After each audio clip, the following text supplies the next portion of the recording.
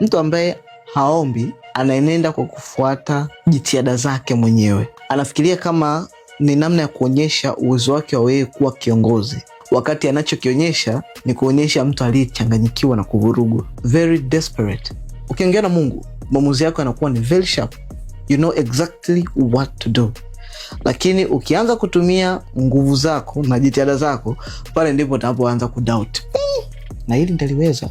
Kwa sababu bila Mungu utaanza kuuliza ulimwengu namna gani ya kuweza kufanya mambo yako.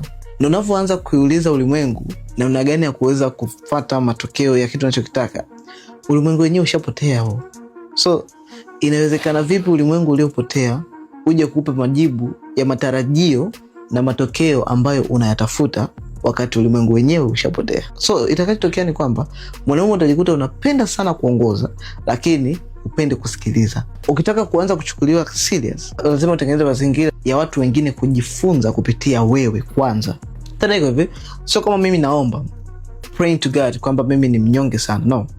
Mimi naomba kwa sababu najua matokeo ambayo yatatokea nikiacha kuomba. Mtu anayemuomba Mungu anafanya mambo yake kwa tofauti sana na mtu ambaye anatumia strategy zake na resources alizonazo. Kwanza, unakuwa na utulivu, unakuwa na peace of mind.